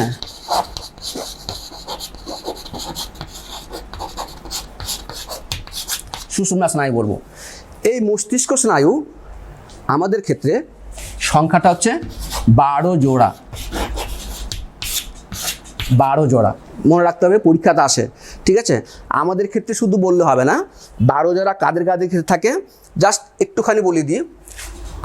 অ্যানিমেল ক্লাসিফিকেশানে তোমরা জানো, তাই না? তো যেগুলো ইসের মধ্যে পড়ছে, ওই যে অ্যাগনাথার নেথোস্টামাটা যেটা রয়েছে না, নেথোস্টামাটার যে ভাগগুলো রয়েছে সেটা কী কী রয়েছে তোমরা জানো। কন্টিস্টিক্স রয়েছে, অস্টিক্সিস রয়েছে, তারপরে অ্যামফিবিয়া রয়েছে, র্যাপটাইলস রয়েছে, তাই না, অ্যাভিস রয়েছে, তারপরে কি রয়েছে, ম্যামালিয়া রয়েছে। তো এই 12 জোড়া সুষুম্না স্নায়ু যেটা রয়েছে সেটা কার মধ্যে পাবো, একটা শুধু দেখে জেনে রাখো ভালো করে, তাহলে অনেকটাই মনে থেকে যাবে।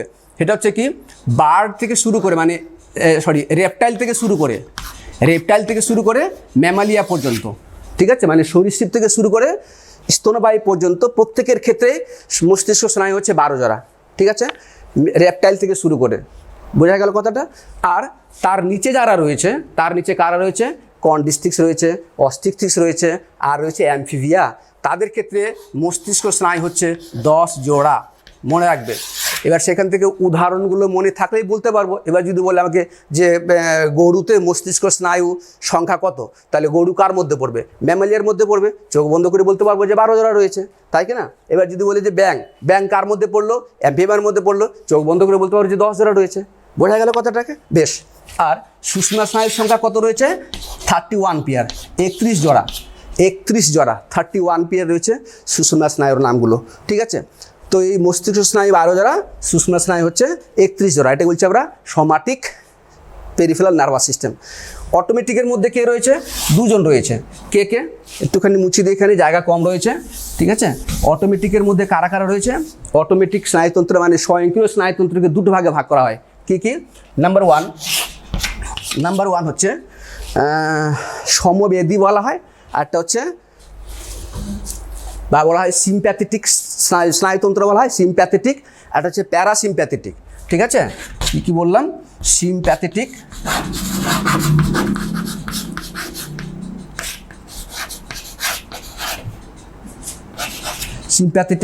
একটা হচ্ছে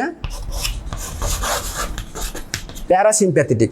সিম্প্যাথেটিক আর প্যারাসিম্প্যাথেটিক, ঠিক আছে। এই সিম্প্যাথেটিক স্নায়ুতন্ত্রের আরেকটা নাম রয়েছে, তাকে বলা হয় থোরাকোলাম্বার।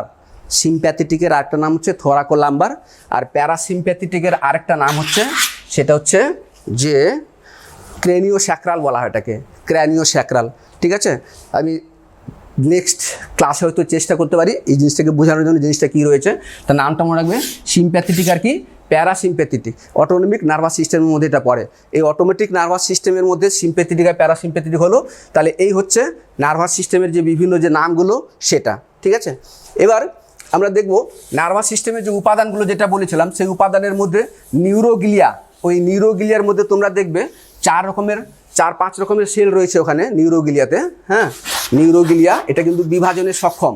নিউরোগ্লিয়াটা কি বলেছিলাম, নিউরোগ্লিয়াটা বলেছিলাম ধারক কোষ বলেছিলাম, ধারক কোষ বা সাপোর্টিং সেল, সেন্ট্রাল নার্ভাস সিস্টেমের একটা উপাদান, যেটা 90% থাকে, ঠিক আছে, যেটা 90% থাকে, 10% হচ্ছে নিউরন। তো এখানে বিভিন্ন রকমের সেল থাকে, সেই সেলগুলো কিন্তু বিভাজনে সক্ষম।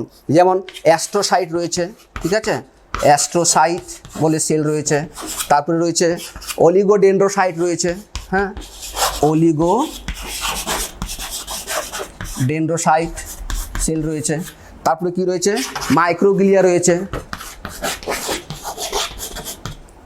মাইক্রোগ্লিয়া রয়েছে, ঠিক আছে। তো আরেকটা রয়েছে অ্যাপেন্ডাইমাল সেল, ঠিক আছে, অ্যাপেন্ডাইমাল সেল রয়েছে।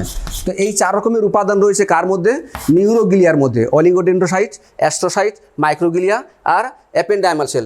এর মধ্যে একটুখানি বলে রাখি, এই মাইক্রোগ্লিয়া সেল যেটা কি করে, জীবাণুকে ধ্বংস করে, ঠিক আছে। আর অ্যাস্ট্রোসাইট যেটা রয়েছে সে কি করে, আমাদের নার্ভাস সিস্টেমকে মানে নিউরনগুলোকে পুষ্টি প্রদান করে, ঠিক আছে, অক্সিজেন পুষ্টি ইত্যাদি সব প্রদান করে। বোঝা গেল কথাটাকে? বেশ, এবার চলে আসছি আমরা যে ব্রেনের যে বিভিন্ন পার্টগুলো রয়েছে সেই অংশগুলো সম্পর্কে একটুখানি আসি। সেন্ট্রাল নার্ভাস সিস্টেমের মধ্যে যে ব্রেন, সেই ব্রেনের যে অংশটা রয়েছে সেই ব্রেনটার মধ্যে আমরা দেখি কী কী অংশ রয়েছে। তো মস্তিষ্কের মানুষের ক্ষেত্রে যে ব্রেন রয়েছে সেই ব্রেনটাকে 3টা ভাগে ভাগ করা হয় মেনলি, ঠিক আছে, 3টা ভাগে ভাগ করা হয়। কি কি? একটা হচ্ছে অগ্র মস্তিষ্ক,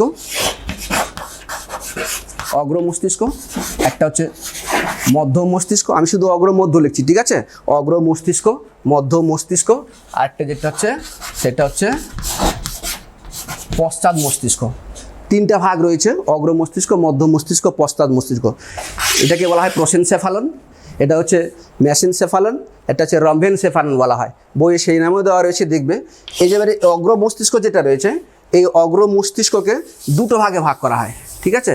তো তোমাদের সিলেবাসের মধ্যে অতটা নেই, তবু আমি ভাগগুলো বলছি। 2টো ভাগের মধ্যে কি কি রয়েছে? একটা হচ্ছে ডায়েনসেফালন, একটা হচ্ছে টেলেনসেফালন, ঠিক আছে। কি কি বললাম?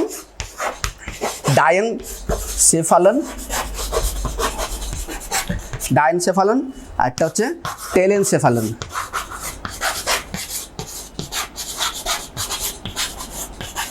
ডায়েনসেফালন আর টেলেনসেফালন।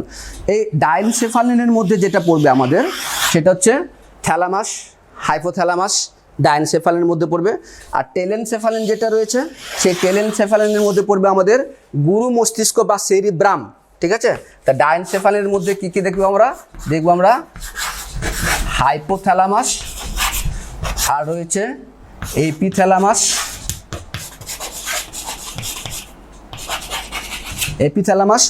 আর টেলেনসেফালন যেটা রয়েছে, টেলেনসেফালনের মধ্যে আমাদের সিলেবাসে যেটা রয়েছে সম্ভবত সেটা হচ্ছে কি যে গুরু মস্তিষ্ক, যেটাকে বলা হয় সেরিব্রাম বলা হয়, ঠিক আছে, সেরিব্রাম বা বলা হয় এটাকে গুরু মস্তিষ্ক বলা হয়, ঠিক আছে, সেরিব্রাম বা গুরু মস্তিষ্ক বলা হয়, ঠিক আছে। টেলেনসেফালনের মধ্যে মধ্য মস্তিষ্ক যেটা রয়েছে, টেলেনসেফালনের আরেকটা, এখানে অগ্র মস্তিষ্কের মধ্যে আরেকটা জিনিস রয়েছে টেলেনসেফালনের মধ্যে, যেটাকে নাসা মস্তিষ্ক বলা হয়, নাসা মস্তিষ্ক, ঠিক আছে। নাসা মস্তিষ্ককে আবার বলা হয় অলফ্যাক্টরি লোব বলা হয়, যেটা গন্ধ শুঁকতে আমাদের সাহায্য করে, অলফ্যাক্টরি লোব, ঠিক আছে। মধ্য মস্তিষ্কের তেমন আমাদের সিলেবাসে নেই, তবুও মধ্য মস্তিষ্কের 2টো ভাগ রয়েছে। সেই 2টো ভাগের মধ্যে একটাকে বলা হয় টেকটাম, আর একটাকে বলা হয় সেরিব্রাল পেডাঙ্কেল, ঠিক আছে। একটাকে বলা হয় টেকটাম বলা হয়, আর একটাকে বলা হয় সেরিব্রাল পেডাঙ্কেল। আমি এসপি লিখলাম শুধু, সেরিব্রাল পেডাঙ্কেল বলা হয়। টেকটামের অবশ্য ভাগ রয়েছে আরও, ঠিক আছে। টেকটামে ভাগ রয়েছে সুপিরিয়র ক্যালিকুলি, ইনফিরিয়র ক্যালিকুলি, ওটাকে একসাথে বলা হয় কর্পোরা কোয়াড্রিজেমিনা বলা হয় ওটাকে আবার। আর যেটা সেরিব্রাল পেডাঙ্কেল যেটা রয়েছে এরও আবার 3টা ভাগ রয়েছে, ঠিক আছে। ক্রাস সেরিবিসি রয়েছে, টেগমেন্টাম রয়েছে, সাবস্টেন্সিয়া নাইগ্রা রয়েছে। যাই হোক, এগুলো তোমাদের সিলেবাসের মধ্যে নেই, হ্যাঁ। তো এই যে টেকটামের আরেকটা নাম রয়েছে, তাকে বলা হয় অপটিক লোব বলা হয়, ঠিক আছে। অপটিক লোব, অপটিক কথাটা কার সাথে রিলেটেড? চোখের সাথে রিলেটেড, বুঝলেন না? অপটিক্যাল, চশমার দোকানে অপটিক্যাল, ঠিক আছে, চশমা চোখের ব্যাপারে, অপটিক চোখের সঙ্গে রিলেটেড। মনে রাখবে কথাটাকে, চোখ যখন পড়াবো তখন কিন্তু এই কথাটা বলবো আবার, হ্যাঁ, অপটিক নার্ভের কথাটা বলবো। যাই হোক, অপটিক লোব, এটা হচ্ছে কি বললাম এটাকে? সেরিব্রাল পেডাঙ্কেল। এবার পশ্চাৎ মস্তিষ্ক যেটা রয়েছে, হাইন্ড ব্রেন বলা হয় এটাকে, ঠিক আছে, বা এটাকে রম্বেনসেফালন বলা হয়। এই পশ্চাৎ মস্তিষ্কের 2টো পার্ট রয়েছে। কি কি 2টো পার্ট রয়েছে? একটা হচ্ছে মায়েনসেফালন, আর একটা হচ্ছে মেটেনসেফালন বলা হয়, ঠিক আছে। একটা হচ্ছে সেফালন কথাটা কিন্তু মস্তিষ্ককে রেফার করে, হ্যাঁ। মায়েনসেফালন, যেমন এই যে অগ্র মস্তিষ্ক কি বললাম, প্রোসেনসেফালন, সেফালন মিন্স ব্রেন বা মস্তিষ্ককে রেফার করে, হ্যাঁ, মায়েনসেফালন। আর একটা হচ্ছে মেটেনসেফালন, হ্যাঁ, মায়েনসেফালন। আমি পুরোটা লিখছি না, জায়গা কম বলে। এবার এই যে মায়েনসেফালন যেটা রয়েছে, এই মায়েনসেফালনের আরেকটা নাম রয়েছে, বা বলতে পারি ওটার একটাই পার্ট রয়েছে, মায়েনসেফালনের একটাই পার্ট রয়েছে, একটাই অংশ রয়েছে, যেটাকে বলা হয় কি বলা হয়, সুষুম্না শীর্ষক বলা হয়, সুষুম্না শীর্ষক বা বলা হয় মেডুলা অবলঙ্গাটা। ঠিক আছে, বলা হয় মেডুলা অবলঙ্গাটা, অবলঙ্গাটা। ঠিক আছে, মেডুলা অবলঙ্গাটা বা সুষুম্না শীর্ষক বলা হয়। ঠিক আছে, আর মেটেনসেফালিন যেটা রয়েছে, এই মেটেনসেফালিনের দুটো পার্ট রয়েছে। কি কি? একটা হচ্ছে পন্স বা যোজক বলা হয়, পন্স বা যোজক বলা হয়। কেন যোজক বলা হয় দেখবো আমরা, কারণ এ কি করে, মধ্য মস্তিষ্ককে সুষুম্না শীর্ষকের সঙ্গে যোগাযোগ স্থাপন করে, সেই জন্য তার নাম যোজকও বলা হয়। পন্স কিন্তু অনেক কাজ করে, এই কাজগুলো আমরা কিন্তু দেখবো। হ্যাঁ, তারপরে কি রয়েছে, আর একটা হচ্ছে সেরিবেলাম বা বলা হয় এটাকে লঘু মস্তিষ্ক, লঘু মস্তিষ্ক। কি বললাম, লঘু মস্তিষ্ক বা বলা হয় সেরিবেলাম। তাহলে গুরু মস্তিষ্কের ক্ষেত্রে অগ্র মস্তিষ্কের মধ্যে একটা পার্ট যেটা বলেছিলাম গুরু মস্তিষ্ক, যাকে কি বলা হচ্ছে সেরিব্রাম, মনে রাখবে ওটা সেরিব্রাম, আর এটা হচ্ছে কে সেরিবেলাম। ঠিক আছে, তো এই হচ্ছে মস্তিষ্কের বিভিন্ন অংশগুলো রয়েছে। আমরা যদি একটুখানি এখানে দেখার চেষ্টা করি এই পার্টগুলোকে, যে কোথায় কে রয়েছে ছবি থেকে, তাহলে একটুখানি ব্যাপারটা হয়তো আরও ক্লিয়ার হবে। কীরকম ব্যাপারটা, আমাদের মস্তিষ্কের মধ্যে অ্যাকচুয়ালি 4খানা ভেন্ট্রিকেল রয়েছে। ঠিক আছে, সেটাও সময় হলে সেটাকে বলবো। ঠিক আছে, সময় পেলে সেটাকে বলা হবে।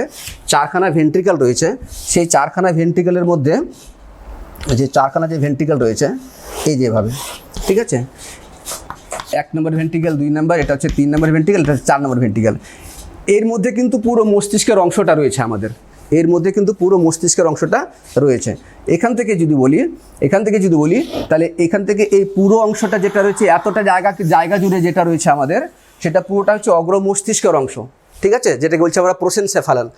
এই যে জায়গাটা, যেটা এইটুকু জায়গার মধ্যে, এখানে এইটুকু জায়গার মধ্যে রয়েছে মধ্য মস্তিষ্ক। ঠিক আছে, মানে ঘিরে রেখেছে এটাকে, ছবিটাকে এইভাবে ভাবলে কিন্তু হবে না, এটাকে 3 ডাইমেনশনাল হিসাবে ভাবো, যে এই পুরো অংশটা টিউবের মতো রয়েছে, পাইপের মতো রয়েছে, সেই পাইপটাকে, এই পাইপের মতো রয়েছে, সেই পাইপটাকে ঘিরে কিন্তু রয়েছে মধ্য মস্তিষ্ক। মানে শুধু দুই পাশে নয়, কিন্তু সেটাকে ভাবতে হবে। ঠিক আছে, চারদিক থেকে ঘিরে রয়েছে এইটুকু জায়গা হচ্ছে মধ্য মস্তিষ্ক। আর এখান থেকে এই দিকে যেটা রয়েছে সেটা হচ্ছে পশ্চাৎ মস্তিষ্কের অংশ। ঠিক আছে, তো আমি যদি এইভাবে দাঁড়িয়ে থাকি, আমি যদি এইভাবে দাঁড়াই, তাহলে কি দাঁড়াবে, এই যে এখান থেকে যে পুরো অংশটা, সেটা দাঁড়ালো কি অগ্র মস্তিষ্কের অংশ। এই অগ্র মস্তিষ্কের অংশের মধ্যে বেশিরভাগটা কিন্তু গুরু মস্তিষ্কের অংশ। গুরু মস্তিষ্ক মানে টেলেনসেফালিনের, যেটাকে প্রান্তীয় মস্তিষ্ক বলা হয়, বেশিরভাগটা কিন্তু গুরু মস্তিষ্কের অংশের মধ্যে পড়বে। ঠিক আছে, যেটাকে সেরিব্রাম বলছি আমরা। আর ঠিক এই গুরু মস্তিষ্কের নিচের দিকে রয়েছে কে ডায়েনসেফালিনটা। টেলেনসেফালিনটা প্রান্তীয় মস্তিষ্ক, সেটা এই চারদিকে রয়েছে, চারদিকে ঘিরে রেখেছে। ঠিক আছে, তো এই গুরু মস্তিষ্কের মধ্যে যদি দেখি আমরা, তাহলে দেখবো এর মধ্যে অনেক খাঁজ এবং ভাঁজ রয়েছে। গুরু মস্তিষ্কের মধ্যে অনেক খাঁজ এবং ভাঁজ রয়েছে। ভাঁজ কোনটা, এই যে এর উপরে যেটা গেল সেটা হচ্ছে ভাঁজ, আর খাঁজ কোনটা, যেটা নিচের দিকে নামছে সেটা হচ্ছে খাঁজ। ভাঁজ এবং খাঁজ, এই যে ভাঁজগুলো যেটা রয়েছে, সেই ভাঁজগুলোকে কি বলা হয়, জাইরাস। পরীক্ষাতে আসে, গুরু মস্তিষ্কের ভাঁজগুলোকে কি বলে, জাইরাস বলে, জাইরাস। ঠিক আছে, লেখাটা বুঝতে হয়তো অসুবিধা হচ্ছে, ছোট লাগছে দেখতে, আমি বলছি জাইরাস বলা হয় এটাকে। ঠিক আছে, আর এই যে খাঁজগুলো যেগুলো রয়েছে, ভাঁজ হলো জাইরাস, আর যে খাঁজগুলো রয়েছে সেই খাঁজগুলোকে বলা হয় সালকাস। কি বলা হয়, সালকাস। সালকাস, শাল কাঠ নয় কিন্তু, হ্যাঁ, শালকাস মনে রাখবে। শাল কাঠ এই জন্য বললাম যাতে মনে থাকে, না শাল কাঠ নয়, শালকাস। ঠিক আছে, শালকাস। এটা এইরকম খাঁজগুলো অনেক সময় কি হয়, এই যে এইরকম যে খাঁজগুলো, যেটাকে শালকাস বলছি আমরা, অনেক সময় মস্তিষ্কের মধ্যে অনেক গভীর পর্যন্ত ঢুকে পড়ে। এই গভীর খাঁজগুলোকে বলবো আমরা তখন ফিসার। কি বলবো এটাকে, ফিসার বলবো, ফিসার। কি বলবো এটাকে, ফিসার বলবো। গভীর খাঁজ থেকে ফিসার বলবো। এই গভীর খাঁজটায় না আমাদের যে গুরু মস্তিষ্ক আছে, মানে সেরিব্রাম রয়েছে, সেই সেরিব্রামকে 4খানা ভাগে ভাগ করেছে, 4টা খণ্ডে ভাগ করেছে। অ্যাকচুয়ালি যদি পুরো গুরু মস্তিষ্ক যদি দেখা যায়, তাহলে দেখবো গুরু মস্তিষ্কের 2টো হেমিস্ফিয়ার বা লোব রয়েছে, যেমন ধরো আমি দাঁড়িয়ে আছি এখানে, তো আমার যেটা রয়েছে পুরোটা গুরু মস্তিষ্ক। তো কেউ যদি মাঝ বরাবর স্মৃতি করে না, মাঝ বরাবর স্মৃতি করে, মনে করে মাঝ বরাবর স্মৃতি করেছে, তো ঠিক সেইভাবে গুরু মস্তিষ্ক যেটা রয়েছে না সেটা দুটো ভাগে রয়েছে কিন্তু, ঠিক আছে, বোঝা যাবে, মানে মাথার খুলটা যদি তুলে দেওয়া যায় তাহলে এইভাবে কিন্তু পুরো খাঁজটা কিন্তু বোঝা যাবে। তাহলে এই দিকের একটা হেমিস্ফিয়ার হয়ে গেল, আর এইদিকে একটা হেমিস্ফিয়ার হয়ে গেল, ঠিক আছে, রাইট হেমিস্ফিয়ার, একটা হচ্ছে লেফট হেমিস্ফিয়ার, বোঝা গেল। এবার এই দুটো হেমিস্ফিয়ারের মধ্যে প্রত্যেকটা হেমিস্ফিয়ার ফিসার দ্বারা, গভীর যে খাতগুলো রয়েছে সেই ফিসার দ্বারা চারখানা লোব পাবো আমরা, চারখানা খণ্ড পাবো আমরা। তাহলে এদিকেও চারখানা খণ্ড আর এদিকেও চারখানা খণ্ড পাবো আমরা, ঠিক আছে। এই দুটো হেমিস্ফিয়ারকে, মানে গুরু মস্তিষ্কের এই দুটো হেমিস্ফিয়ারকে, দুটো গলার্ধকে একটা স্নায়ু যোজক দ্বারা যুক্ত করে রেখেছে ভেতরে ভেতরে, ঠিক আছে, ব্রিজের মতো, বোঝা গেল, ব্রিজের মতো, মানে এদিক দিয়ে ঠিক এখানে যাওয়া যাবে, ব্যাপারটা এরকম ব্রিজের মতো। সেই কানেকশানটাকে বলা হয় কর্পাস ক্যালোজাম। কি বলা হয়? কর্পাস ক্যালোজাম। কি বলা হয় ওটাকে? বলা হয়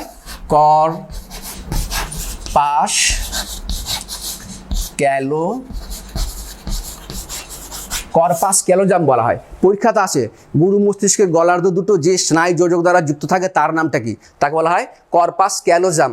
কালো জাম না কিন্তু, কালো জাম তোমরা খেয়েছো, কালো জাম না, ক্যালোজাম, মনে থাকবে, কালো জাম বলেছি, ক্যালোজাম, হ্যাঁ। তাহলে কর্পাস ক্যালোজাম গুরু মস্তিষ্কের গলার্ধ দুটো যার দ্বারা সংযুক্ত থাকে। এবার এই যে বললাম যে দুটো হেমিস্ফিয়ার, তো এই হেমিস্ফিয়ার ফিসার দ্বারা, ফিসার কোনগুলো? যেগুলো গভীর খাঁজ তাকে ফিসার বলছি। সেই গভীর খাঁজের জন্য আমাদের কি হয়, এই যে এই দিকের হেমিস্ফিয়ার বলো বা এই দিকের হেমিস্ফিয়ার বলো, চারখানা খণ্ডে, চারখানা লোবে বিভক্ত হয়েছে। সেই খণ্ডগুলোর নাম কি রয়েছে? সেগুলোর নাম হচ্ছে, যদি সামনের দিক থেকে যদি বলি, এটাকে বলা হয় কি? Frontal lobe. ফ্রন্টাল, এটা ফ্রন্টাল, ফ্রন্টে রয়েছে ফ্রন্টাল। এটা যেটা সেটা হচ্ছে প্যারাইটাল, প্যারাইটাল। পিছনে যেটা রয়েছে সেটা হচ্ছে অক্সিপিটাল, অক্সিপিটাল, হ্যাঁ। আর এই পাশে যেটা থাকলো কানের আশেপাশে যেটা, সেটা বলা হয় টেম্পোরাল। তাহলে ফ্রন্টাল, প্যারাইটাল, অক্সিপিটাল, আর এটা টেম্পোরাল। ঠিক সেভাবে এই গলারদের ক্ষেত্রেও একই নামগুলো হবে। এটাও তাহলে কি? ফ্রন্টাল, এখানে কি পাবো আমি? প্যারাইটাল, পিছনে অক্সিপিটাল, এটা কি? টেম্পোরাল। বোঝা গেল কথাটা? তো আমাদের যে গুরু মস্তিষ্ক যেটা রয়েছে, সেই গুরু মস্তিষ্কের কাজগুলো কি রয়েছে, মেইন কাজগুলো কি রয়েছে গুরু মস্তিষ্কের? যে এই গুরু মস্তিষ্ক দ্বারা কিন্তু আমরা বিভিন্ন চিন্তা ভাবনাগুলো করতে পারি, ঠিক আছে। চিন্তা ভাবনা করা, দর্শনে সাহায্য করা, দর্শন মানে দেখতে সাহায্য করে গুরু মস্তিষ্ক, কথা বলতে সাহায্য করে গুরু মস্তিষ্ক, ঠিক আছে। বিভিন্ন রকমের আচার ব্যবহারের জন্য দায়ী রয়েছে।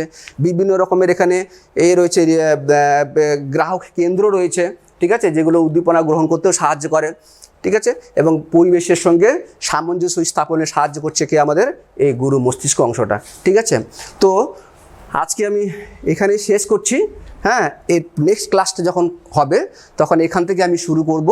গুরু মস্তিষ্ক পর্যন্ত আমাদের করা থাকলো, বিভিন্ন ভাগগুলো আমরা দেখলাম। তোমরা ভালো করে শুনবে, ভালো করে দেখবে।